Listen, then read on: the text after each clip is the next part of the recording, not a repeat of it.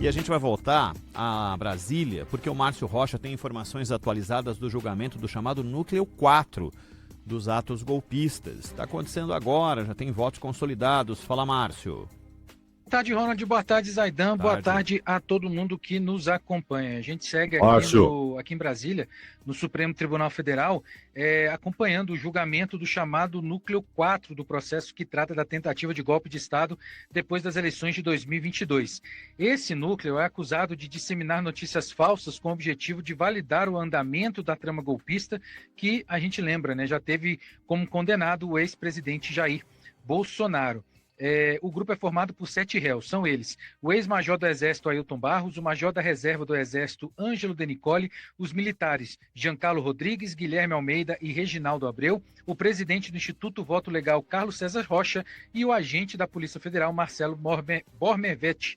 Eles são acusados por vários crimes, entre eles organização criminosa armada, tentativa de abolição violenta do Estado Democrático de Direito, golpe de Estado, entre outros. Quem fala neste momento é o ministro Luiz Fux, que já deu a entender que vai abrir uma divergência e em uma parte do voto que ele está apresentando neste momento, afirmou que vai ser um voto mais curto do que foi registrado durante o Núcleo 1, mas disse também que ele defende, né, que esses acusados deveriam ser julgados pela primeira instância e não pelo Supremo Tribunal Federal.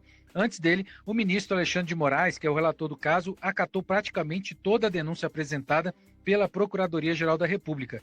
No voto, o ministro Alexandre de Moraes só divergiu sobre as responsabilidades de Carlos César Rocha, a gente lembra que é o presidente do Instituto Voto Legal, e entendeu que ele cometeu somente os crimes de associação criminosa e tentativa de abolição violenta do Estado Democrático de Direito. Depois de Moraes, foi a vez do ministro Cristiano Zanin, que acompanhou o voto do relator, e depois de Luiz Fux, temos também o voto do presidente da turma, o ministro Flávio Dino, e também da ministra Carmen Lúcia. Eu volto com vocês, um abraço. Tchau, tchau. Valeu, Márcio, muito obrigado. Além disso, além desse voto que o Fux aliviou para todo mundo dizendo que será um voto menor do que o voto do Núcleo 1, ele também fez uma outra coisa, e foi de ontem para hoje, pediu a devolução daquele voto gigantesco dele, da condenação do ex-presidente Jair Bolsonaro e os outros réus, e isso está fazendo com que aquele processo fique atravancado, não tem início de cumprimento de pena, porque o Fux pediu para revisar o próprio voto, viu, Zaidan? E com isso estende-se o prazo para apresentação de recurso. Aqui é basicamente embargo de declaração.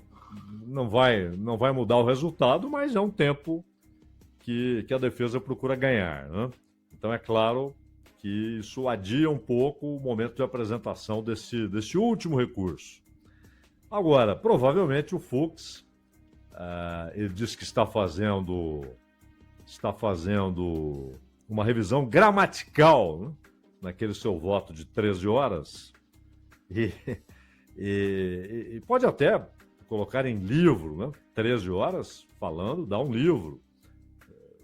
A culpa é do mordomo, por exemplo, é um título que pode ser adequado, pode ser interessante, adequado. Agora, o Ronald, o Moraes, ele falou uma coisa aqui que chamou a atenção. Ele disse que se o Carlos César Moretson Rocha, que não é militar, então ele é do instituto, né?